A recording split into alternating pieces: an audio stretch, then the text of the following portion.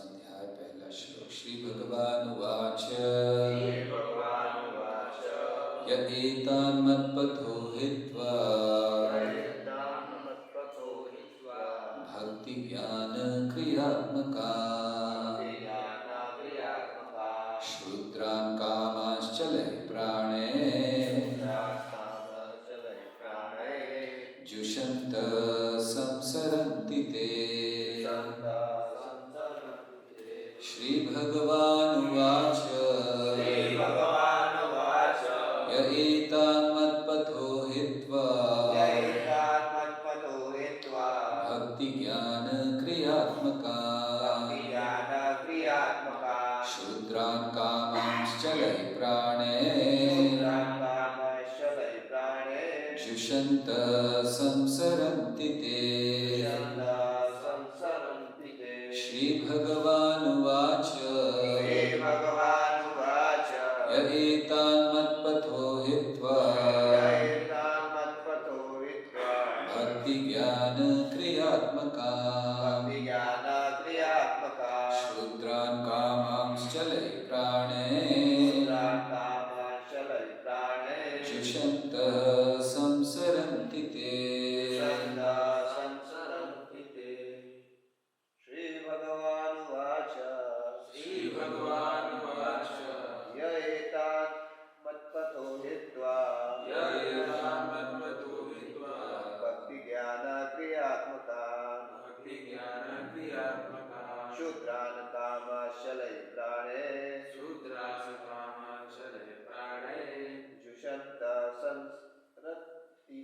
जुषन्त संसरन्ति ते। श्री भगवानुवाच य एतान्मत्पथो हित्वा भक्ति ज्ञान क्रियात्मकान् शूद्रान् कामाश्चलैः प्राणे जुषन्त संसरन्ति ते। श्री भगवानुवाच पूर्ण पुरुषोत्तम भगवान ने कहा ये जो एतान इन मत्पथ मुझे प्राप्त करने का साधन हित्वा त्याग कर भक्ति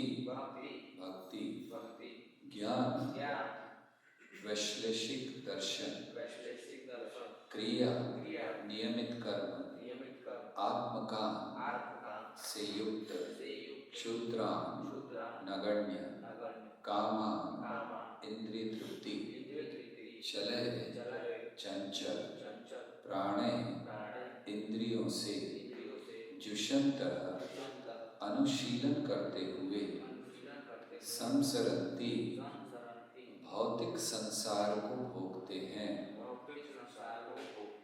ते वे। अनुवाद और तात्पर्य। पूर्ण पुरुषोत्तम भगवान ने कहा जो मुझे प्राप्त करने वाली उन विधियों को त्याग देता है जो भक्ति वैश्लेषिक दर्शन तथा नियत कर्मों को नियमित निष्पादन से युक्त है और भौतिक इंद्रियों से चलायमान होकर क्षुद्र इंद्रिय वृत्ति में लग जाता है वह निश्चय ही बारंबार संसार चक्र में फंसता है। तात्पर्य। जैसा कि पिछले अध्यायों में भगवान श्री कृष्ण स्पष्ट कर चुके हैं, ज्ञान तथा नियत कर्मों का निष्पादन अंततः कृष्ण भावनामृत अर्थात विशुद्ध प्रेम प्राप्त करने के निमित्त है। श्री भगवान की महिमा के श्रवण तथा कीर्तन पर आधारित भक्ति बद्ध जीव को भगवान की प्रेमा भक्ति में लगाती है और इस प्रकार श्री भगवान को प्राप्त करने का सर्वोत्तम साधन है। किंतु इन तीन विधियों में निहित एक सामान्य लक्ष्य कृष्ण भावनामृत है।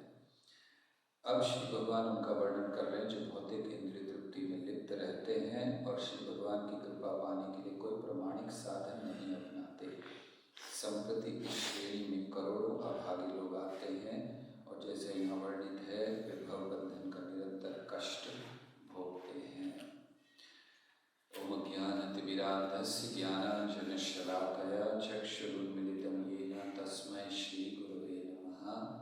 नमो विष्णुपादाय कृष्णप्रेष्ठाय भूतले श्रीमते भक्तिवेदान्तस्वामिनिति नाम्ने नमस्ते सारस्वती देवी गौरवाणी प्रचारिणे निर्विशेष शून्यवादी पाश्चात्य देशकारिणे जय श्री कृष्ण चैतन्य प्रभु नित्यानंद श्री अद्वैत गदाधर श्रीवासादि गौर भक्त वृंद हरे कृष्णा कृष्ण कृष्ण हरे हरे हरे राम राम राम हरे हरे।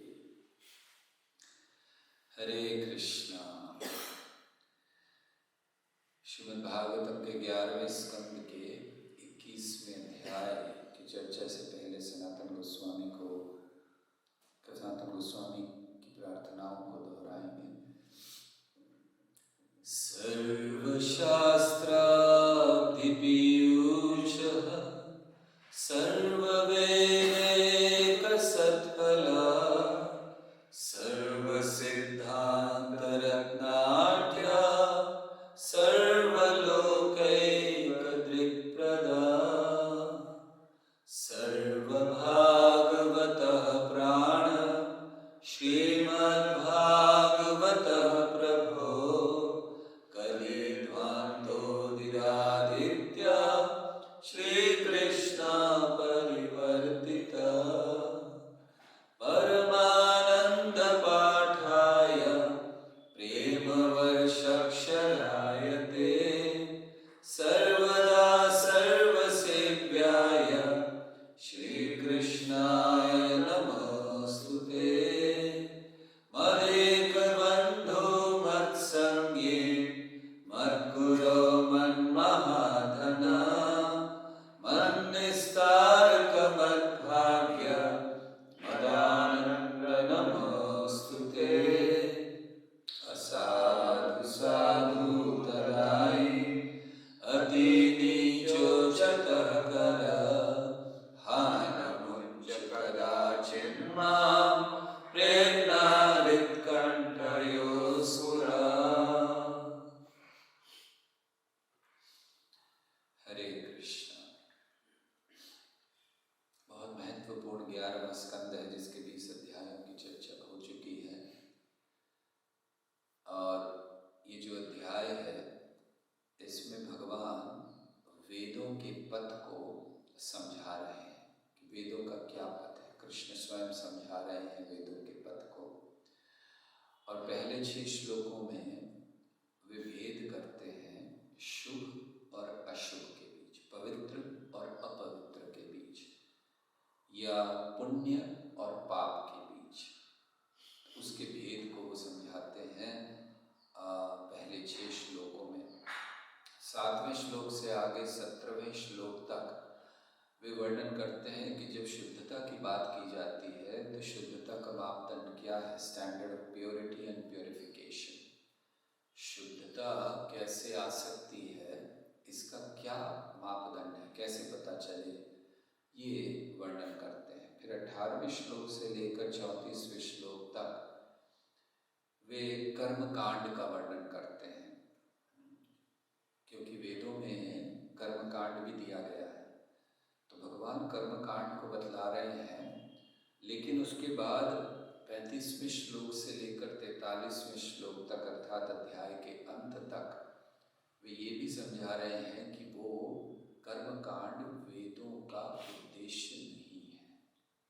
और इस अध्याय के अंतिम श्लोक में वे सार देते हैं कि वेदों को जानने के लिए, वेदों को जब हम जानने का प्रयास करते हैं तो उसका असली उद्देश्य क्या है। तो ऐसे ही पूरा अध्याय बटा हुआ है।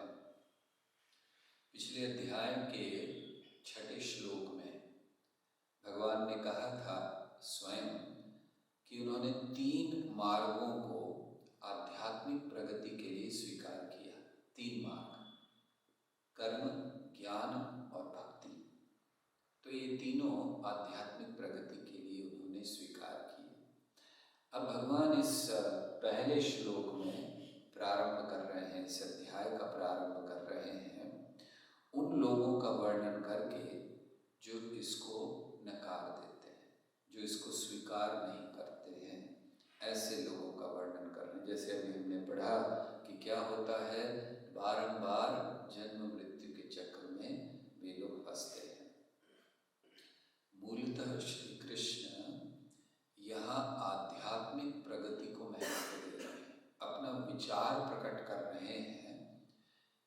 कर्म है, ज्ञान है, भक्ति है, लेकिन प्रमुखता दे रहे हैं आध्यात्मिक प्रगति को, जो मनुष्य जीवन का लक्ष्य है।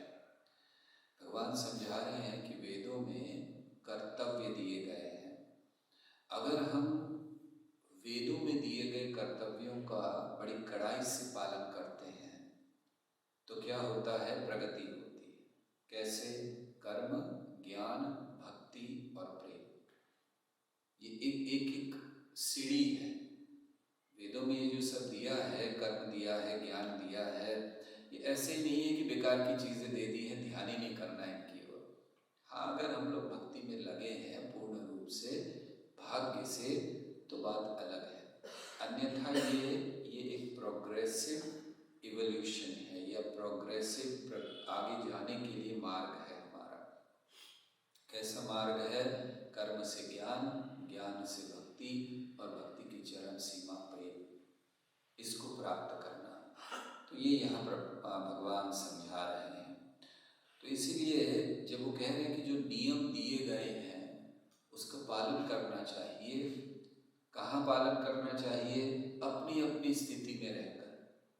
भगवान कहते हैं पवित्र और पाप और पुण्य की जब बात हो रही है तो पवित्रता क्या है और अपवित्रता क्या है?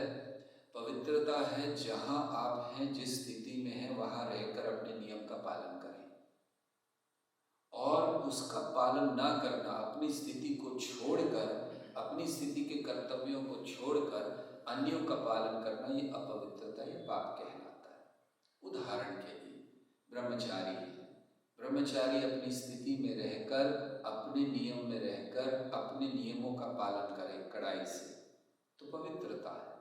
जहाँ ब्रह्मचारी अपने आश्रम के नियम छोड़कर दूसरे नियमों का पालन करना प्रयास करता है तो पाप होता है, अपवित्रता आती है। तो ये भगवान यहाँ बता रहे हैं कि क्या है पवित्रता और क्या अपवित्रता। आप जहाँ हैं, जिस स्थान में हैं, जो नियम आपको वेदों के दिए गए हैं, उसका कड़ाई से पालन कीजिए। तो फिर प्रश्न आता है कि फिर सभी को क्या एक ही नियम पालन करना चाहिए? तो भगवान कहते हैं नहीं। हालांकि सारे के सारे जो शरीर बने हैं, मनुष्य शरीर, ये भूमिराप नलो वायु मनो बुद्धि रे ऊंचा, ये बने तो यही भौतिक तत्वों से हैं, लेकिन फिर भी इनमें श्रेणियां दी गई हैं। हर कोई एक तरह का नहीं है। क्यों श्रेणियां दी गई हैं? श्रेणियां इसलिए दी गई हैं ताकि इसके द्वारा हम प्रगति कर सकें। आध्यात्मिक प्रगति को आगे बढ़ाने के लिए, आध्यात्मिक प्रगति के लिए ये श्रेणियां बनाई गई हैं। तो इसीलिए ये पथ को हमें पालन करना चाहिए। कभी भी अपने कर्तव्यों से हमें भटकना नहीं चाहिए। जहाँ कर्तव्यों से भटकते हैं वहाँ पाप की ओर जाते हैं। वेद बने ही इसीलिए, शास्त्र बने ही इसीलिए हैं। कैसे हैं वेद शास्त्र? ये जैसे बैल की नाक में रस्सी डाली जाती है, वेद वो रस्सी है, हम लोग बैल हैं। बैल मतलब जब बैल नियंत्रित नहीं होता है तो फिर वो बहुत उत्पात मचा सकता है, लेकिन जब बैल नियंत्रित करने के लिए उसकी नाक में रस्सी डाली जाती है तो एक छोटा सा बच्चा भी उसको नियंत्रण करके ले जाता है। तो वो रस्सी है वेदों के नियम, जिससे ये अनियंत्रित बैल अर्थात हमारा अनियंत्रित मन, जो हमें भोग करने के लिए, आनंद लेने के लिए प्रेरित करता है, इसको नियमित किया जाता है वेदों की रस्सी से। और इसलिए भगवान कहते हैं कि मैंने क्या सही है और क्या गलत है ये स्थापित किया हुआ है। क्या सही स्थान है रहने के लिए, कौन सा सही समय है, कौन से सही कार्य हैं, ये सब भगवान ने स्थापित किए हुए। तो इसमें भगवान बताते हैं कुछ स्थानों को, कहाँ रहना चाहिए, कहाँ नहीं रहना चाहिए। साधारणतः हम देखते हैं जितनी भी सभ्यताएं पनपी हैं वे अधिकतर नदी के निकट पनपी हैं। हम लोग कहते भी हैं ना, सिंधु के तट पर या अन्य जितनी भी सभ्यताएं आगे आई हैं तो वे नदी के तट पर। भगवान कहते हैं कि कुछ ऐसे स्थानों में रहना चाहिए जिनको शुद्ध माना गया है और उसका सार वो देते हैं। तो अगर सार में कौन सा स्थान शुद्ध है, कौन सा समय शुद्ध है, अगर ये माना जाए तो फिर जानना चाहिए कि वो स्थान जहाँ साधुओं का वास हो या वो स्थान जहाँ साधु एक साथ आए, वो सबसे शुद्ध स्थान माना गया। फिर उसमें कितने ही दूषण क्यों ना हो। तो एक दृष्टि से कुछ स्थान होते हैं कि यहाँ ये नहीं होना चाहिए, वो नहीं होना चाहिए, लेकिन अगर वह साधुओं का समागम है तो फिर सबसे शुद्ध स्थान है। इसलिए शुद्धता, स्थान की शुद्धता कैसे होती है? स्थान की शुद्धता साधुओं की उपस्थिति से होती है। स्थान की शुद्धता कोई बहुत बड़े बड़े मॉल बना लेने से नहीं होती है। स्थान की शुद्धता कोई बहुत ज़्यादा उसको सुंदर बनाने से नहीं होती। स्थान की शुद्धता है जहाँ साधुओं का समागम हो। समय की शुद्धता क्या है? समय भी तो कभी कहते हैं समय ठीक नहीं है, ये समय खराब है। तो समय की शुद्धता क्या है? समय की शुद्धता है वो क्षण जब हमें भगवान की कृपा प्राप्त हो। वो क्षण, वो समय है सबसे शुद्ध माना जाता है, जब भगवान के भक्तों की, भगवान की कृपा प्राप्त हो। और सबसे अशुभ समय क्या माना गया है? सबसे अशुभ समय वो माना गया है जब हम भगवान की सेवा को नकार देते हैं। जिस समय पर, जिस क्षण हम भगवान की सेवा में रुचि नहीं लेते हैं, भगवान की सेवा को नकार देते हैं, ध्यान नहीं देते हैं, वो सबसे अशुभ समय माना गया है। इसीलिए शिष्यों को, शिष्य मतलब जो शिष्टाचार का पालन करते हुए भगवान की ओर गुरु के निर्देशानुसार बढ़ रहा है, उसे शिष्य कहा जाता है। तो अच्छा शिष्य बनना चाहिए, भगवान की सेवा को कभी त्यागना नहीं चाहिए। शास्त्रों में 6 प्रकार के अधम शिष्यों का वर्णन है। ऐसे शिष्य जो अधम माने गए, निम्न माने गए। अलिर्बाणो ज्योतिषिकः स्तद्विभूतः किमैककं प्रेषितस्प्रेषिकश्चैव षडेते सेवकाधमः। तो 6 प्रकार के सेवक, इनको अधम माना गया है। कौन कौन से हैं? सबसे पहला है अलिर। अलिर बाणों, बाण तो आप लोग समझते हैं। तो अलिर मतलब मधुमक्खी,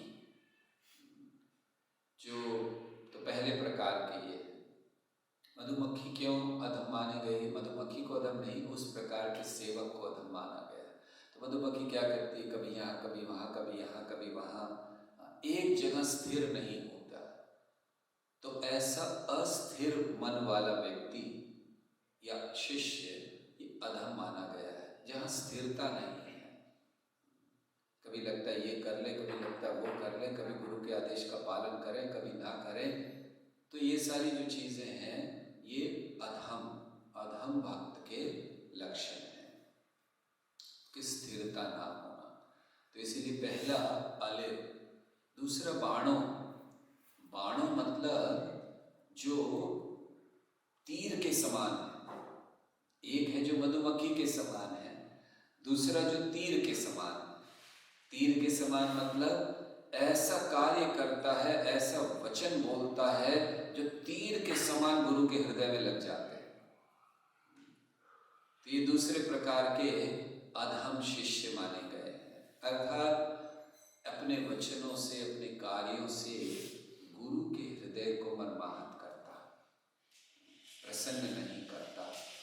तो ऐसा जो भक्त है, ऐसा जो शिष्य है, वो अधम माना गया। तो पहला है अलिर, दूसरा बाणों, बाण के समान, और फिर तीसरा है ज्योतिषिकः। ज्योतिषिकः मतलब एक ज्योतिषी के समान शिष्य होना। ज्योतिषी के समान शिष्य होने का अर्थ क्या है? जब गुरु कोई आदेश दे, कोई आज्ञा दे, तो वो रुकता है, सही समय का इंतजार करता है। सही समय आएगा तब हम इस कार्य को करेंगे। भक्ति में गुरु के आदेश को तुरंत पालन होना चाहिए। तब हम समय नहीं देखते, तब हम मुहूर्त नहीं देखते, तब हमारे लिए कोई अच्छा या बुरा समय नहीं है। कोई भी समय हो वर्ष का, बाहर के लोग काफी समयों को अच्छा नहीं मानते। पितृपक्ष में कुछ अच्छा कार्य नहीं करना चाहिए, अधिक मास में कोई अच्छा कार्य नहीं करना चाहिए, ऐसे कुछ समयों को बाहर के लोग सही नहीं मानते। एक भक्त के लिए हर वो समय अच्छा है अपने गुरु की आज्ञा का पालन करने के लिए। फिर चाहे पितृपक्ष हो, फिर चाहे अधिक मास हो, कोई भी क्यों ना हो, हर समय अच्छा है अपने गुरु की आज्ञा का पालन करने के लिए। इसलिए ज्योतिषी कहा नहीं बनना चाहिए कि हम बहुत बड़े ज्योतिषी हैं, हम जानते हैं कौन सा अच्छा समय आएगा तब इस आज्ञा का पालन करेंगे। नहीं, जैसे मिले उसी समय चिंतन शुरू कर देना चाहिए कि कैसे और कब और जैसे अवसर हो आज्ञा का पालन पूरा करना चाहिए। तो अलिर्वाणो ज्योतिष का कहा स्तब्धिभूता। स्तब्धिभूता मतलब जो आलसी है। कई शिष्य होते हैं जिनको कहा जाए कुछ कार्य वो करते नहीं है आलस के कारण। तो चौथे प्रकार हैं जो अधम माने गए, सेवका अधमः। तो क्या अधम है? क्योंकि वे आलसी हैं। भक्ति में हमारा सबसे बड़ा शत्रु आलस है। भक्ति की क्रियाओं में आलस कर लेना, जप करने में आलस करना, सेवा करने में आलस करना, भक्तों के संग करने में आलस करना, कथा सुनने में आलस करना, तो ये हमारा शत्रु है। इसलिए ऐसा शिष्य जो आलसी स्तब्धिभूता, जिसको कुछ कहा जाए तो अभी नहीं, फिर करेंगे, देखेंगे, बाद में करेंगे, या सोचता है कि मैं ना करूं, तो स्तब्धिभूता। फिर अगले हैं प्रेषित। प्रेषित मतलब प्रचारक शिष्य। प्रचारक शिष्य मतलब वो नहीं जो बहुत भगवान के नाम का प्रचार कर रहा है। प्रचारक शिष्य मतलब वो जो अन्यों को कहता है अरे ये आदेश पालन करना चाहिए गुरु का, ये कार्य करना चाहिए, लेकिन खुद कभी नहीं करता, केवल प्रचारक बना हुआ। ऐसा शिष्य भी अधम माना गया है। महाप्रभु ने क्या कहा कि पहले आचरण करना है और फिर प्रचार करना है। लेकिन ऐसे कई शिष्य होते हैं जो गुरु का आदेश मिलता है तो वो कहना चाहिए कि बहुत जाकर अन्यों को कहते हैं अरे तुम्हें पता है ये करना चाहिए, तुम्हें पता है ये करना चाहिए, करो इसको, लेकिन खुद कभी नहीं करते हैं। इनको भी अधम माना गया है। और फिर अंत में कितने हो गए? 5। अंत में किमेक कहा। किमेक कहा मतलब जब उसको कुछ आदेश मिलता है, कोई सेवा का भाव, कोई सेवा का अवसर मिलता है, तो वो सोचता है मैं ही क्यों, अरे उसको कह देते, उसको कह देते, हमेशा मुझे ही क्यों कहते हैं सेवा करने के लिए। किमेक कहा कि मैं ही क्यों एक, और भी तो इतने सारे हैं, उनको कहना चाहिए। तो ये जो 6 प्रकार के षडेते सेवका अधमा, तो इनको अधम सेवक माना गया है। तो ना तो हमें बहुत फिकल माइंडेड होना चाहिए, ना ही हमें ऐसे शब्दों का इस्तेमाल करना चाहिए जो तीर की तरह, एरो की तरह पियर्स कर जाए गुरु के हृदय में। ना ही हमें ज्योतिषी बनना चाहिए, ना ही आलसी बनना चाहिए, ना ही ये सोचना चाहिए कि मैं ही क्यों। उल्टा भक्ति में तो हमें ये सोचना चाहिए मैं क्यों नहीं, मैं ही क्यों नहीं। ऐसे नहीं सोचना चाहिए कि मैं ही क्यों, हमें सोचना मैं क्यों नहीं। जब अन्यों को सेवा मिलती है तो हमारी इच्छा होनी चाहिए मुझे भी और सेवा मिले, मैं भी और सेवा करना चाहता हूँ। ये उत्साह हमारे अंदर होना चाहिए। तो ये 6 प्रकार के अधम शिष्य हैं जो हमें नहीं बनना चाहिए। तो भगवान यहाँ कह रहे हैं कि शुभ मुहूर्त क्या है जहाँ हमें भगवान की सेवा मिलती है और हम उसको तुरंत करने का प्रयास करते हैं। अब जब हमने चर्चा की कि अधम सेवक कौन होते हैं, तो स्वाभाविक प्रश्न आता है कि अच्छे सेवकों का भी वर्णन करते हैं। तो अच्छे सेवकों का भी वर्णन आता है विष्णु स्मृति में। आचार्यस्य प्रियं कुर्यात् प्राणैरपि धनैरपि कर्मणा मनसा वाचा स याति परमां गतिम्। तो वर्णन किया है कि अच्छा भक्त कौन है, अच्छा शिष्य कौन है। आचार्यस्य प्रियं कुर्यात्, उसका एक ही लक्ष्य होता है, जो गुरु को प्रिय हो वो करे। आचार्यस्य प्रियं कुर्यात्, वो हर वो कार्य करता है जो गुरु को प्रिय है। वो जानता है कि यस्य प्रसादात् भगवत प्रसादो, गुरु की प्रसन्नता से ही हमें कृष्ण की प्रसन्नता प्राप्त होती है, कृपा प्राप्त होती है। प्रसाद मतलब कृपा। तो इसीलिए आचार्यस्य प्रियं कुर्यात्, जो गुरु को प्रिय है उसको करता है। प्राणेरपि धनेरपि, प्राण से और धन से। यह धन का अर्थ केवल संपत्ति नहीं है, केवल पैसा नहीं है। धनेरपि मतलब जो कुछ हमारे पास है। अगर हमारा धन पैसा है तो पैसे से करें, अगर हमारा धन कुछ कला है तो कला से करें, अगर हमारा धन कुछ बुद्धि है तो बुद्धि से करें। तो कोई धनवान हो सकता है, कोई बुद्धिवान हो सकता है, कोई ज्ञानवान हो सकता है, इस सारे धन को। तो प्राणेरपि धनेरपि, धन से और प्राण से। कैसे करें? कर्मणा मनसा वाचा, केवल बाहरी दिखावा नहीं कि बाहर से कर रहे हैं, मन में बिल्कुल इच्छा नहीं है, ऐसा लग रहा है कब अवसर मिले जाने का तो छोड़ दें ये सब चीजें। नहीं, कर्मणा मनसा वाचा स याति परमां गतिम्, उसे परम गति प्राप्त होती है। तो इसको आपको याद रखना चाहिए और अपने आप को बारंबार याद कराना चाहिए हर रोज कि हम लोग भक्ति में आए हैं किस लिए। आचार्यस्य प्रियं कुर्यात् प्राणैरपि धनैरपि कर्मणा मनसा वाचा स याति परमां गतिम्। ये मीटिंग कैसे एंड हो गई? कौन है होस्ट? सबको करोगे कि होस्ट रखो?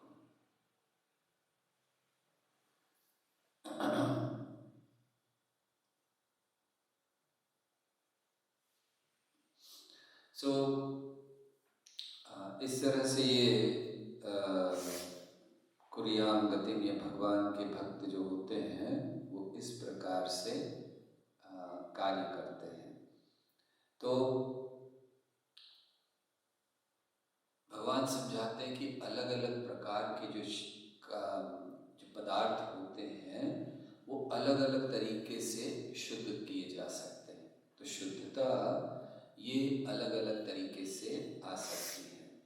जैसे मान लीजिए कि हमें प्लेट को शुद्ध करना है तो हम जल से धोते हैं, और उसमें अगर कुछ और पदार्थ डाल दिया जाए, चाहे वो लिक्विड ही हो, तो वो इतना शुद्ध नहीं माना जाता, उससे शुद्ध नहीं होते हैं। शब्द कैसे शुद्ध होते हैं? कहा गया अगर ब्राह्मण के मुख से आते हैं, भक्तों के मुख से आते हैं तो वो शुद्ध शब्द है।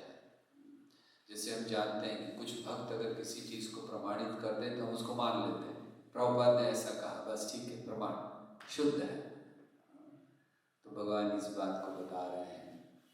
कई चीज़ें अशुद्ध हो जाती, जैसे फूल है, फूल सूंघने से अशुद्ध हो जाता है। कुछ चीज़ें शुद्ध की जाती हैं, जैसे भगवान की सेवा में हम लोग शुद्ध करते हैं केवल थोड़ा सा उस पर जल छिड़क कर, ओम अस्त्राय फट हो गया शुद्ध जल छिड़कने से। तो इस तरह से कई चीज़ों की शुद्धता और अशुद्धता अलग अलग तरीके से की जाती है या अलग अलग तरीके से होती है। तो इस बात को यहाँ पर वे समझा रहे हैं। आगे दरअसल हम सबको ये जानना चाहिए कि हर चीज़, हर वस्तु, हर स्थान कैसे शुद्ध हो सकता है? भगवान के स्मरण से। ओम अपवित्र पवित्रो वा सर्वावस्थागतोऽपि वा यस्मरेत् पुंडरीकाक्षं स बाह्याभ्यंतर शुचिः। तो बाहर से अंदर से कैसे शुचि हो सकती है? केवल भगवान का स्मरण करके। इसीलिए जो स्नान होते हैं वो अलग अलग प्रकार के होते हैं। एक होता है जल स्नान, एक होता है दिव्य स्नान, एक होता है मंत्र स्नान। मंत्र के द्वारा भी स्नान किया जाता है, शुद्ध किया जाता है। तो इसीलिए चैतन्य महाप्रभु ने समझाया कि हमेशा शुद्ध रहना है, हमेशा शुद्ध स्थिति में रहना है, शुद्ध स्थान में रहना है, शुद्ध काल में रहना है, तो सतत भगवान के नाम का उच्चारण करना चाहिए। हरे कृष्णा कृष्णा कृष्णा हरे हरे, हरे राम राम राम हरे हरे। तो इसको कहने के बाद भगवान कहते हैं लेकिन कुछ लोग बहुत ज़्यादा भौतिक दृष्टि से आसक्त रहते हैं और इसीलिए दुख में रहते हैं, कष्ट में रहते हैं। भगवान समझा रहे जहाँ आसक्ति होती है वहाँ काम उत्पन्न होता है, काम उत्पन्न होने से झगड़े होते हैं, झगड़े होने से क्रोध आता है, क्रोध आने से अज्ञान बढ़ता है और अज्ञान हमारी बुद्धि का नाश करता है। इसी बात को भगवद गीता में भी बताया है ना, ये उद्धव गीता है। भगवद गीता में कौन सा श्लोक है? ध्यायतो विषयान् पुंसां संगस्तेषुपजायते संगात् संजायते काम, कामात् क्रोधो विजायते, क्रोधात् भवति सम्मोहः, सम्मोहात् स्मृतिविभ्रमः, स्मृतिभ्रंशात् बुद्धिनाशो नश्यति। तो यही चीज़ यहाँ भी इस अध्याय में भी भगवान इसको कह रहे हैं कि किस प्रकार आसक्ति से सब कुछ नुकसान हो जाता है और ये आसक्ति क्यों आती है इसको भी बता रहे हैं। तो आसक्ति से सारा कुछ हो रहा है, ध्याय तो विषयान् संगस्तेषुपजायते। ये आसक्ति क्यों आती है? जहाँ हम भगवान की सत्ता को, यह सब कुछ भगवान का है, इसको नकार देते हैं, ये नहीं मानते हैं कि सब कुछ भगवान का है, तब हम उसे अपना मानते हैं और उससे आसक्ति आती है। यही चीज श्रील प्रभुपाद ईशोपनिषद में पाप की जड़, जहाँ ईशावास्यमिदं, तो उस श्लोक में वो कहते हैं कि पाप की जड़ क्या है? पाप की जड़ है इस चीज को ना मानना कि सब कुछ भगवान का है। तो भगवान के स्वामित्व को नकारना ये पाप की जड़ है। और यहाँ भी आसक्ति भगवान समझा रहे इसीलिए होती है। आसक्ति क्यों होती है? हम भूल जाते हैं सब कुछ भगवान का है, हमें लगता है ये मेरा है। और देखिए आसक्ति ऐसी हर जगह में प्रवेश कर जाती है, जहाँ इवन उन जगहों में जहाँ हम आसक्ति त्यागने का प्रयास कर रहे हैं। वैरागी जीवन, वैरागी जीवन क्या है? सब प्रकार की आसक्तियों को त्यागना। आप में से सारे लोग वैरागी बैठे हैं, अधिकतर लोग यहाँ पर। कितने लोग वैराग्त हैं पूर्ण रूप से? वैरागी जीवन है, कोई आसक्ति नहीं है। वैरागी जीवन में भी आसक्ति आ जाती है। क्यों? बस इस बात को नहीं समझते कि सब कुछ भगवान का। हम सोचते हैं कमरा तो मेरा है, मेरे कमरे में कोई प्रवेश नहीं करना चाहिए, बाकी मंदिर में कहीं घूमते रहे, मेरे कमरे में अंदर ना आसक्ति हो गई वहाँ से। ये मेरा है, ये मेरी चीज़ें हैं। इसीलिए कई बार मंदिर में वैरागी रूप में रहते हुए भी हम लोग बहुत डिस्टर्ब रहते हैं। मान लीजिए कोई सेवा बदल दी जाए, लगा मेरी सेवा थी लेके गई। विद्यालय कई साल पहले एक ब्रह्मचारी आश्रम छोड़ने तैयार हो गए थे क्योंकि उसको किचन की सेवा से हटा दिया गया था, बस इतना। तो बोले बहुत राजनीति हो रही है यहाँ पर, आश्रम में ही नहीं रहना। तो क्या आसक्ति हम लोगों की, जो सब कुछ छोड़ने के लिए आए हैं, विरक्ति वैराग्य है, आसक्ति। तो हम ये उदाहरण क्यों दे रहे हैं? आप लोग सोच रहे हो आप ब्रह्मचारियों की निंदा क्यों कर रहे हो? हम ये उदाहरण दे रहे हैं कि अगर वैरागियों में ये आसक्ति हो सकती है, तो जो आसक्त लोग हैं घर में, उनकी क्या आसक्ति होगी? उसकी चर्चा तो करनी ही नहीं चाहिए। तो आसक्ति का मूल कारण, जहाँ हम भगवान के स्वामित्व को भूल जाते हैं। सब कुछ भगवान का है, हमारा शरीर भगवान का है, ये ब्रह्मांड भगवान का है, ये मंदिर भगवान का है, हमारा घर भगवान का, सब कुछ भगवान का है। उसको बारंबार याद दिलाना, सब कुछ भगवान का है, जब चाहे ले सकते हैं, ये भी याद रखना चाहिए। क्योंकि जब ले लिया जाता है तो बड़ा दुख होता है, हाय हाय मेरा चला गया। भगवान का है। कभी कभी हमारा मान सम्मान चला जाता है, हमें बहुत दुख होता है, लोग आत्महत्या कर लेते हैं, क्या फायदा ऐसे जीवन का। वो भी भगवान ने दिया था मान सम्मान, भगवान ने ले लिया, जब इच्छा होगी फिर दे देंगे। इसीलिए कार्य ये जानना चाहिए कि सब कुछ भगवान का है। और इसीलिए भगवान समझा रहे हैं कि इस मनुष्य जीवन का सही उपयोग करो, एक वृक्ष की तरह मत जियो। एक वो धौंकनी होती है, सांस लेती रहती, बस उसकी जगह सांस मत लेते रहो। वृक्ष की तरह क्यों कहा?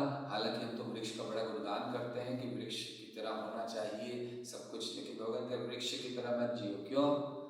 क्योंकि वृक्ष को जब काटा जाता है तो कोई विरोध नहीं करता, तो एक दृष्टि से अच्छा गुण लग रहा है, लेकिन भगवान की दृष्टि से, भौतिक दृष्टि से, भक्ति की दृष्टि से बड़ा बुरा गुण है। क्योंकि ये जो भौतिक जगत के आकर्षण है ये हमें काट रहे हैं और हम कुछ नहीं कर रहे। इसलिए भगवान कह रहे वृक्ष मत बनो, ऐसे मत बनो कि कोई आकर आपका ये जो भौतिक प्रकृति के नियम हैं ये हमें काटे जा रहे हैं।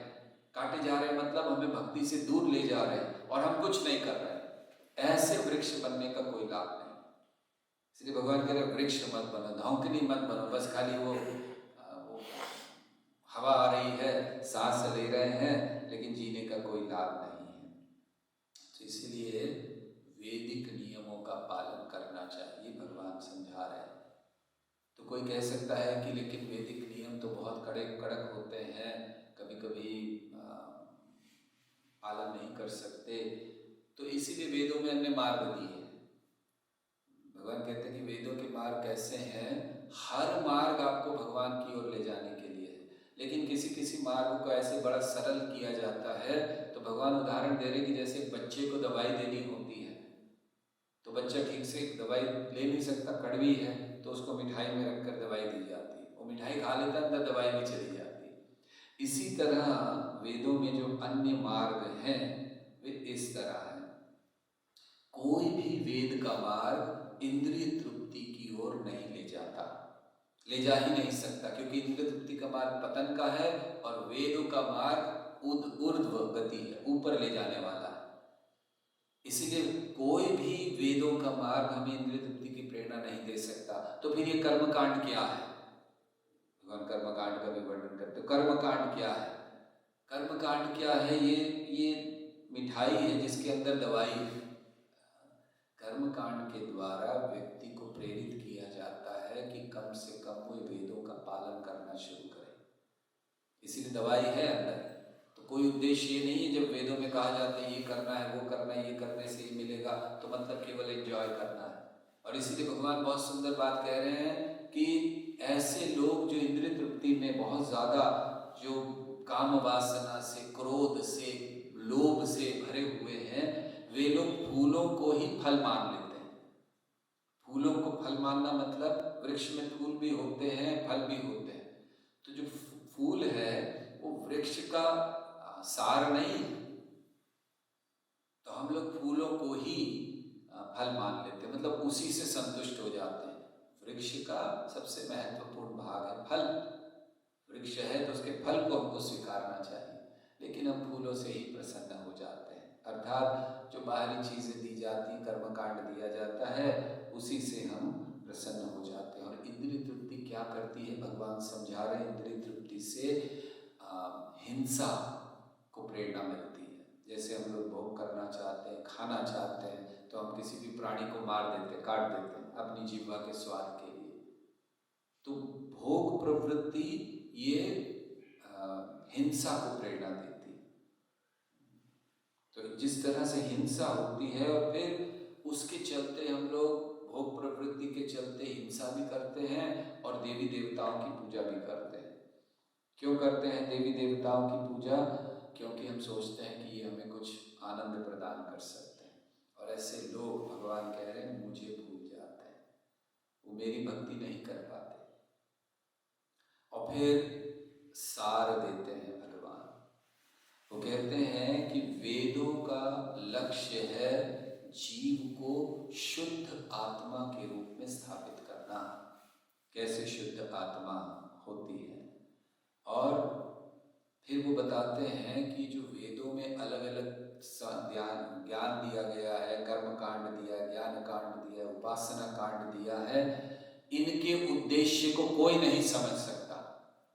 भगवान कहते हैं तो कोई नहीं समझ सकता, तो कौन जानता है? भगवान कहते केवल मैं जानता हूँ और कोई नहीं जानता, क्योंकि लोग अलग अलग तरह से प्रस्तुत करते हैं। लेकिन सही दृष्टि में वेदेश्च सर्वैरहमेव वेद्यो वेदांत कृत वेद विदेव चाहम, तो मेरे अलावा कोई नहीं जानता। तो फिर प्रश्न आता है कि अच्छा ये बताइए, अगर आप ही जानते हैं कि वेदों का सार क्या है, वेदों का लक्ष्य क्या है, वेदों का उद्देश्य क्या है, तो आप बताइए कि वेदों का लक्ष्य उद्देश्य क्या है। तो भगवान इस अध्याय के अंतिम श्लोक में उस वेदों के लक्ष्य को प्रस्तुत कर रहे हैं। तो भगवान कहते हैं मैं वेदों द्वारा आदिष्ट अनुष्ठानिक यज्ञ हूँ। तो अगर कोई यज्ञ कर रहे हैं तो क्या होना चाहिए? भगवान। और मैं ही उपास्य देव भी हूँ, किसी और की उपासना नहीं करनी है। बहुत स्पष्ट यहाँ लिख रहे हैं भागवत के श्लोक में, वेदों द्वारा यज्ञ मैं हूँ और उपास्य देव मैं हूँ। मैं ही विभिन्न दार्शनिक सिद्धांतों द्वारा प्रस्तुत किया जाता हूँ और दार्शनिक विश्लेषण द्वारा निषेध किए जाने वाला भी मैं ही हूँ। इस तरह दिव्य ध्वनि मुझे समस्त वैदिक ज्ञान के अनिवार्य अर्थ के रूप में स्थापित करती है। सारे वेद समस्त भौतिक द्वैत का विस्तार पूर्वक विश्लेषण करते हुए उसे मेरी ही मोहक शक्ति मानकर अंत में इस द्वैत का पूर्णतः निषेध करते हैं और अपने आप को तुष्ट करते हैं। तो सार प्रस्तुत कर रहे हैं इस श्लोक के इस अध्याय के अंतिम श्लोक में कि अगर वेदों में कुछ जानने योग्य चीज है तो वो मैं हूँ। मूलतः इस अध्याय में, जिसका शीर्षक है वैदिक पद की व्याख्या, भगवान ये प्रकट कर रहे हैं कि वेदों में जितने नियम दिए हैं, अलग अलग लोगों के लिए दिए गए हैं, अलग अलग काल के लिए दिए गए हैं, अलग अलग स्थान के लिए दिए गए हैं, लेकिन ये सारे नियम बने हैं मुझ तक आने के लिए। तो अगर हम वेदों का बहुत कड़ाई से पालन करते हैं लेकिन कृष्ण तक नहीं पहुंचते तो जीवन का कोई लाभ नहीं।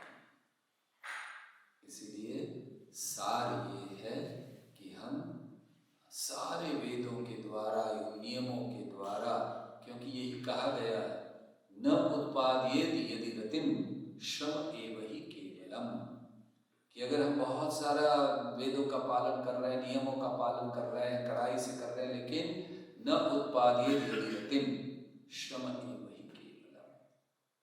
तो सार में भगवान ये समझा रहे हैं कि अपने जीवन के महत्व को समझें, वृक्ष ना बने, समय बर्बाद ना करें, काटे ना जाएं समय के द्वारा, नियमों के द्वारा, बल्कि इस मनुष्य जीवन का एक बहुत महत्वपूर्ण लाभ जो है श्री कृष्ण की प्राप्ति, उसके लिए हम प्रयास करें, तभी हमारा जीवन सफल हो सकता है। हरे कृष्णा कृष्ण कृष्ण हरे हरे, हरे राम राम राम हरे कृष्णा।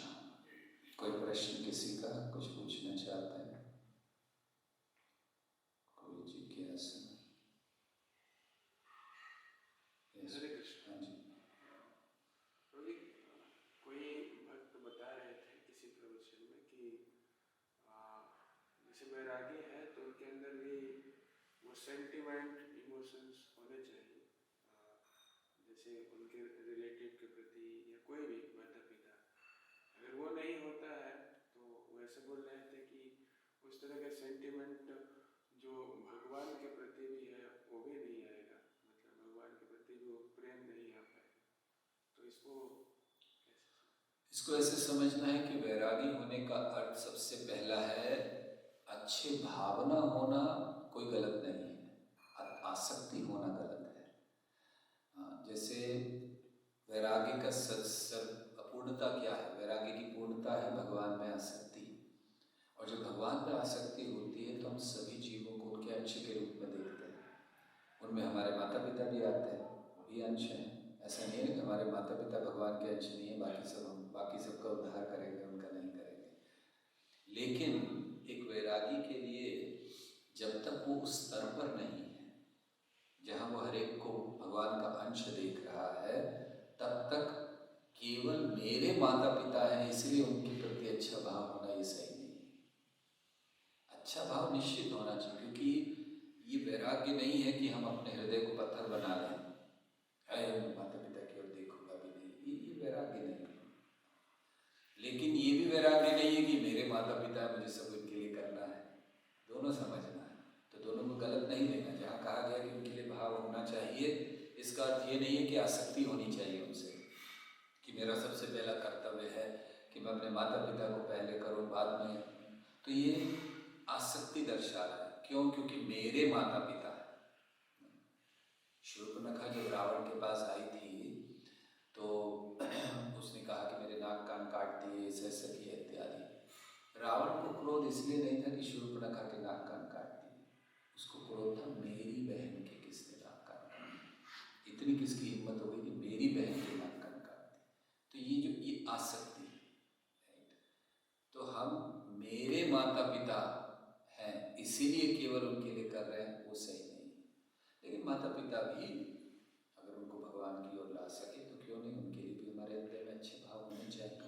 उनसे द्वेष नहीं होना चाहिए, घृणा नहीं होनी चाहिए, उनका अनादर नहीं करना चाहिए, क्योंकि उनके कारण आज हम लोग जो हैं वो हैं, राइट। वो तो उसको सत्य को कोई झुठला नहीं सकता कि नहीं हम खुद ही बन गए सब कुछ। लेकिन साथ साथ आसक्ति ना हो। तो एक वैरागी को ये एक लाइन जरूर ड्रॉ करनी चाहिए कि कहाँ परिवार में आसक्ति हो रही है और कहाँ केवल उनके लिए कुछ अच्छा करने का प्रयास कर रहा है। तो जैसे हमारे कृष्ण के प्रति भाव होना है, अच्छा होगा तो सभी जीवों के प्रति होगा। जैसे हम प्रचार करते हैं, हम किसी को भी भेद नहीं करते, तो माता पिता से क्यों भेद करें। तो ये दोनों चीज़ें थोड़ा सा वैराग में संभालनी पड़ती हैं कि हम बहुत ज़्यादा भी ना जाएं, कैसा हो रहा है कि भाई मुझे उनको ही प्रेरित कर, क्योंकि वो हमारा जो प्रचार होगा वो आसक्ति के जनित होगा, केवल अच्छी भावनाओं से नहीं होगा। हाँ, अगर हम उनसे द्वेष करते हैं, अनादर करते हैं, घृणा करते हैं, तो भी गलत है, वो भी नहीं होना चाहिए। इसका अर्थ है कि आपने समझा नहीं वैराग्य क्या है। वैराग्य का एक लक्षण है किसी से भी घृणा द्वेष नहीं करना, सभी जीवों के प्रति समान भाव रखना।